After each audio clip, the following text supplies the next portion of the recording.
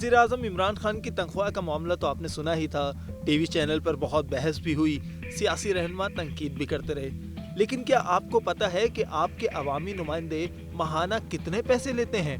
किस असेंबली में बैठने वाला कौन सा शख्स कितनी तनख्वाह घर लेकर जाता है? नहीं तो आज की वीडियो में हम आपको बताएंगे। अगर हम सबसे पहले बात करें बलूचिस्तान असेंबली की, तो वहाँ का हर रुकन 1,25,000 रुपये महीना सिर्फ तनख्वाह लेता है। बाकी अखराजात अलग हैं। खैबर पख्तूनख्वा असेंबली के तो मेंबर उनसे भी आगे हैं।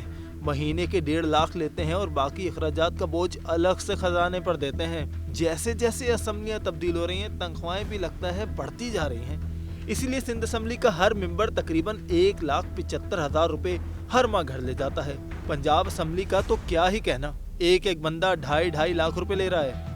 बात कर लें कौमी असेंबली की, तो 5 उंगलियां घी में और सर कढ़ाई में। एक बंदा 3 लाख रुपए माहाना तनख्वाह ले रहा है। सेनेट वाले तो इनसे भी आगे हैं। जितनी यूट्यूब से माहाना कमाई नहीं होती, उतनी तो वो सीट पर बैठकर कमा लेते हैं। यानी 4 लाख रुपए हर महीना बैंक में आते हैं। इस तरह गरीब आवाम के अमीर नुमाइंदे हर महीने 3.5 अरब तनख्वाह लेते हैं।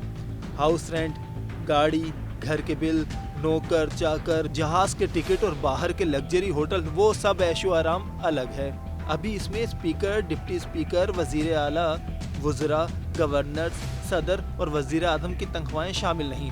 अब ज़रा ये भी सुन लें, आपके मसाइल के नाम पर बुलाए गए इजलास पर अखराजात और बोनस मिलाकर सालाना 85 अरब रुपए अलग खर्च होते हैं। तनख्वाहें और खर्चे तो आपको बता दिए, अब ये भी बता देते हैं कि 2019 की इस्लाहत एक्ट में क्या चीज़ें थी। जिस पर अमल होता तो कौमी खजाना भी भरा रहता और अवामी मसले भी हल होते। नंबर 1, पार्लियामेंट के अरकान को पेंशन नहीं मिलना चाहिए, क्योंकि ये नौकरी नहीं है, बल्कि ये लोगों की खिदमत के जज्बे के तहत एक इंतखाब है और इसके लिए रिटायरमेंट नहीं होती।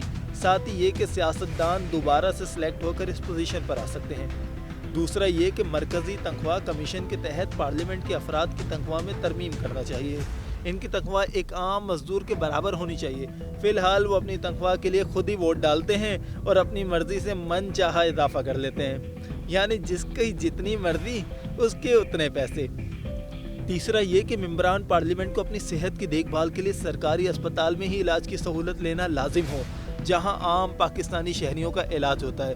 ये नहीं कि प्राइवेट अस्पताल में भारी खर्चों पर इलाज करवाएं और खुद 1 रुपया भी ना चुकाएं।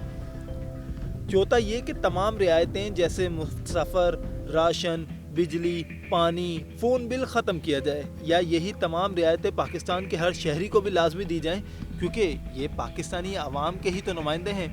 वो ना सिर्फ ये रियायत हासिल करते हैं, बल्कि इनका पूरा ख़ानदान इनको इंजॉय करता है और बाकायदा तौर पर इसमें इजाफा करते हैं। पाँचवा ये कि ऐसे मेंबरान पार्लियामेंट जिनका रिकॉर्ड मुजरिमाना हो या जिनका रिकॉर्ड ख़राब हो, हाल या माजी में सज़ा याफ्ता हो, मौजूदा पार्लियामेंट से फारिग किया जाए और इन पर हर लिहाज से इंतखाबी अमल में हिस्सा लेने पर पाबंदी आयद हो और ऐसे मेंबरान पार्लियामेंट की वजह से होने वाली मुल्की माली नुकसान को उनके ख़ानदानों की जायदादों को बेच कर पूरा किया जाए। छठा ये कि पार्लियामेंट मेंबरान को आम पब्लिक पर लागू होने वाले तमाम कवानीन की पाबंदियों पर अमल लाजमी होना चाहिए। सातवां ये कि अगर लोगों को गैस, बिजली, पानी पर सब्सिडी नहीं मिलती, तो पार्लियामेंट कैंटीन में सब्सिडाइज्ड फूड किसी मेंबरान पार्लियामेंट को नहीं मिलना चाहिए। आठवां ये कि रिटायरमेंट की उम्र 60 साल सियासतदानों के लिए भी होनी चाहिए और मेडिकल टेस्ट पास करना लाजमी होना चाहिए। अगर मेडिकली अनफिट हो तो भी इंतखाब में हिस्सा लेने के अहल नहीं है। पार्लियामान में खिदमत करना एक एजाज़ है, लूट मार के लिए मुनाफा बख्श कैरियर नहीं। नवा ये कि उनकी तालीम कम अज़ कम मास्टर्स होनी चाहिए और दीनी तालीम भी आला होनी चाहिए और प्रोफेशनल डिग्री और महारत भी हासिल हो। NTS टेस्ट पास करना भी लाजमी हो।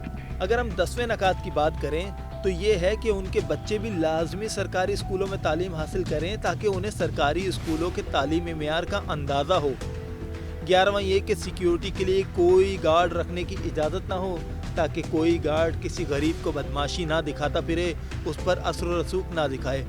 अगर इन नकात पर अमल हो जाए तो अवाम और अवामी नुमाइंदे एक बराबर होंगे, फिर कौमी खजाने पर बोझ भी नहीं पड़ेगा और मुल्क तरक्की करेगा। गैर मुल्की कर्जे भी जल्द ख़त्म हो जाएंगे।